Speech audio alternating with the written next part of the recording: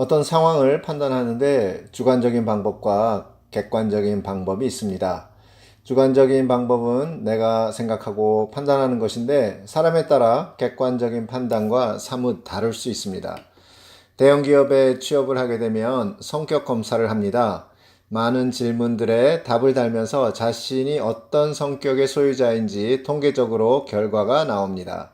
그러면 보통 그 결과가 자기 성격과 거의 맞는 것에 대해 놀라기도 합니다. 그런데 가만히 생각해 보면 자기가 대답한 질문을 통해 나온 결과이기 때문에 당연히 자기 성격과 맞을 수밖에 없습니다.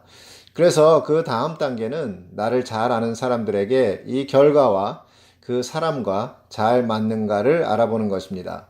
그러면 내가 생각하는 나와 다른 사람이 생각하는 내가 다르게 나올 때가 있습니다. 대개 다른 사람이 나를 판단하는 것이 객관적이며 내가 나를 판단하는 것은 주관적이라고 말할 수 있습니다. 사람마다 주관적으로 생각하기 때문에 모든 사람들은 각기 다른 생각들을 갖고 있습니다. 이런 주관적인 생각은 우리를 잘못된 방향으로 끌고 갈 수 있습니다.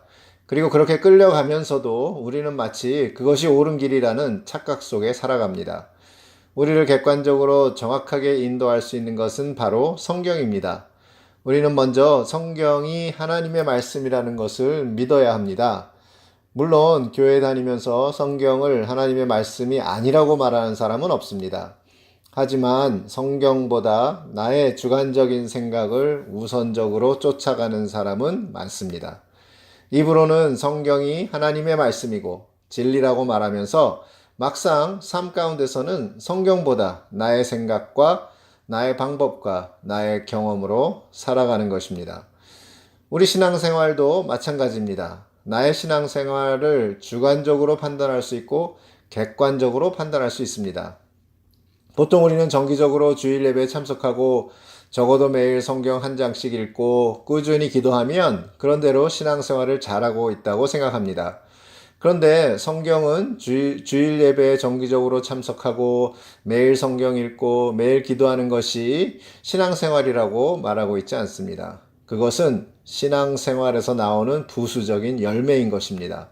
신앙생활은 내가 예수님과 함께 십자가에서 죽었다는 것을 깨닫고 이제부터는 내가 사는 것이 아니라 내 안에 계신 예수님이 사는 것이라는 것을 믿고 오늘도 하나님께서 세상 만물을 주관하실 뿐만 아니라 나의 삶에서 항상 일하신다는 것을 믿고 사는 것입니다.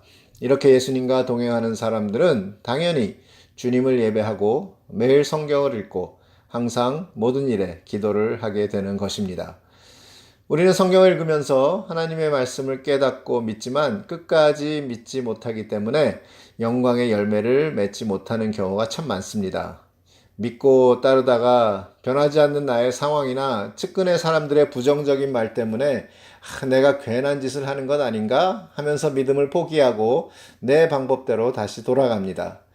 그러다가 또 다시 어려움이 쌓이면 또 한번 그 말씀이 생각나서 믿음으로 나아가다가 끝까지 지키지 못하고 또 중간에 포기하곤 합니다. 이런 쳇바퀴 같은 인생을 살고 있는 크리스찬들이 너무도 많습니다. 요한복음 9장에는 눈먼 소경의 눈에 예수님이 흙에 침을 뱉어 진흙을 만들어 붙이고 실로암에 가서 씻으라고 말하는 사건이 기록되어 있습니다. 이 소경은 예수님의 말을 듣고 실로암까지 가서 시키는 대로 실로암의 눈을 씻어 보게 되었습니다. 그리고 사람들은 도대체 어떻게 된 일이냐고 물으니 그는 이렇게 대답합니다. 예수라는 사람이 진흙을 이겨 내 눈에 바르고 실로암 못에 가서 씻으라고 하시기에 가서 씻었더니 보게 되었습니다. 그는 그가 어떻게 눈을 뜨게 되었는지 정확하게 알고 있었습니다. 예수님이 진흙을 눈에 발랐고 실로암에 가서 씻으라고 했다는 것입니다.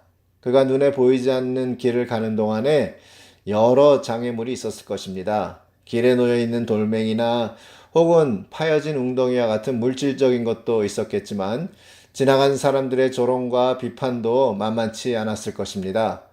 그가 그런 장애물에 걸릴 때마다 포기했다면 아마 평생 앞을 보지 못했을 것입니다. 우리가 신앙생활을 하면서 하나님의 말씀을 믿고 살지만 신뢰함으로 가는 동안에 닥치는 장애물 때문에 끝까지 가지 못하고 주춤할 때가 있습니다.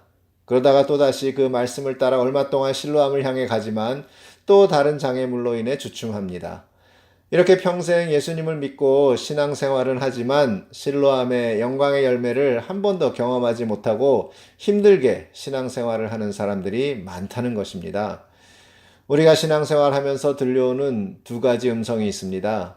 하나는 매일 약속을 상기시켜주는 성령님의 음성입니다. 그리고 또 하나는 매일 판단, 정죄하는 사람들의 부정적인 음성과 그 음성을 듣고 안 될 것 같다는 생각을 하는 나의 생각입니다.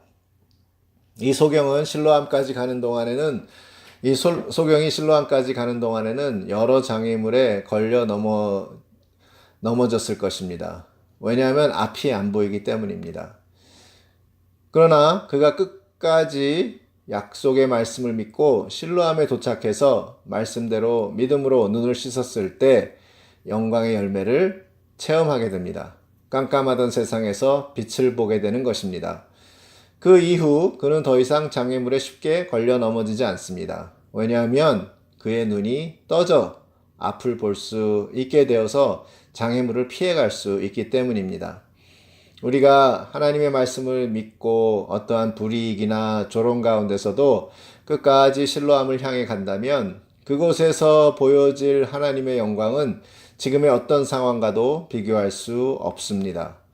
그리고 그 영광의 열매를 맛본 사람들은 더 이상 어떤 상황이나 장애물을 만나도 끝까지 하나님의 말씀을 붙들고 또 하나의 신뢰함을 향해 전진해 나가게 됩니다. 그것을 이겨낸 사람은 눈에 훤히 보이기 때문에 신앙생활이 점점 쉬워집니다. 또 하나의 신뢰함을 체험할 때마다 점점 영적으로 성숙한 신앙인이 되어가는 것입니다.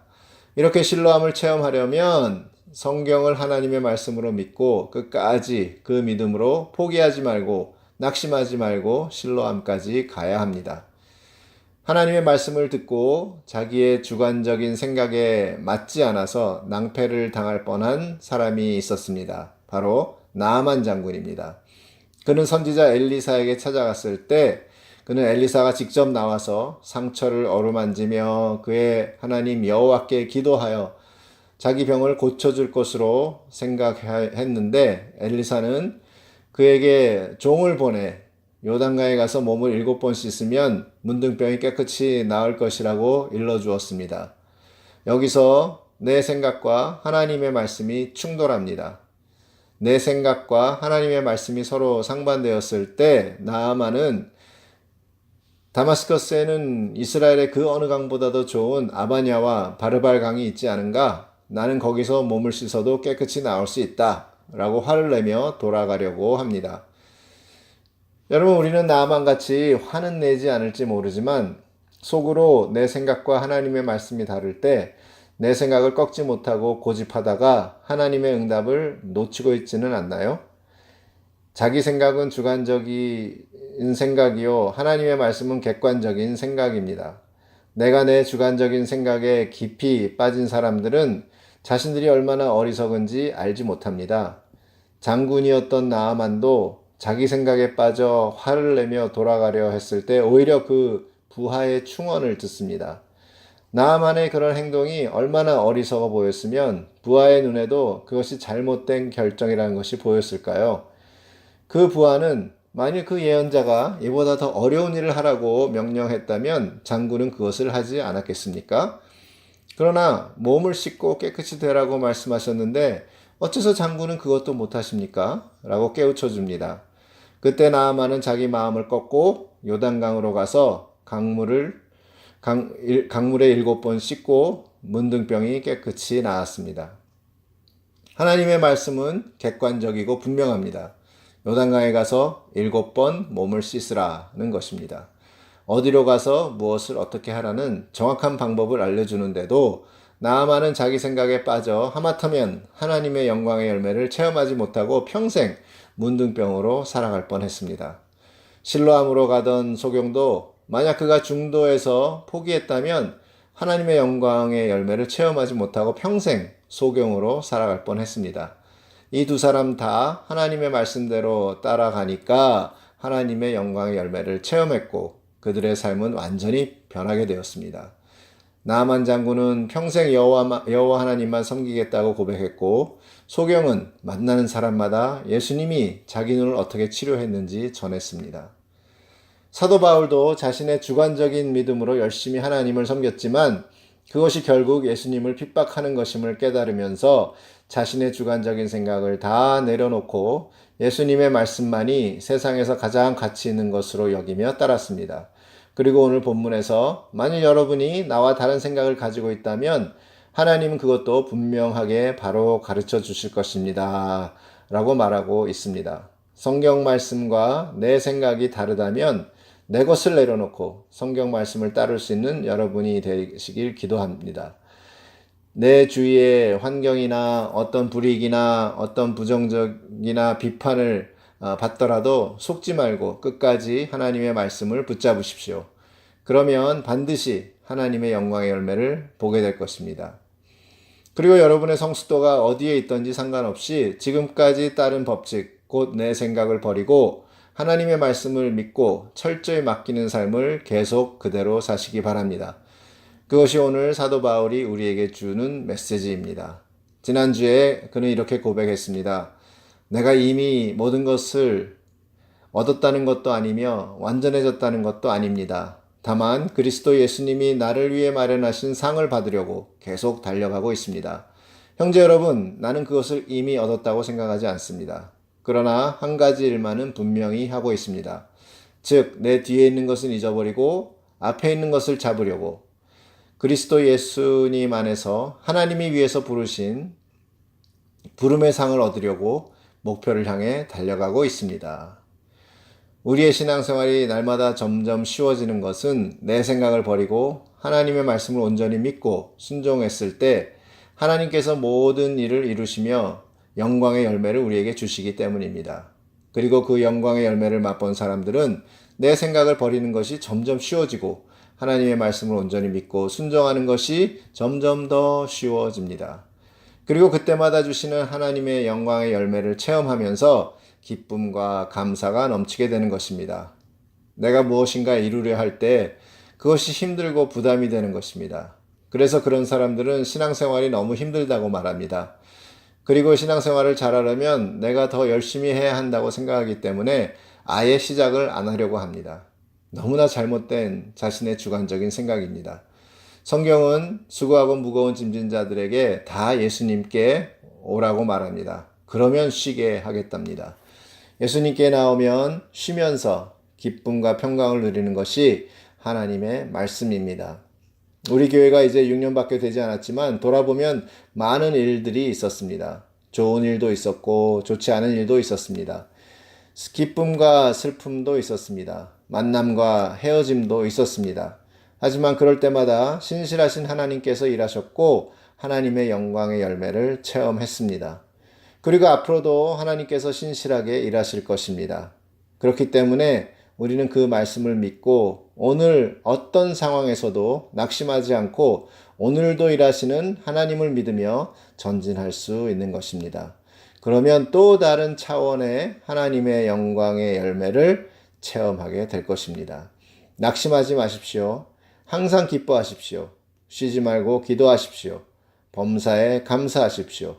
이것은 그리스도 예수님 안에서 여러분을 위한 하나님의 뜻입니다.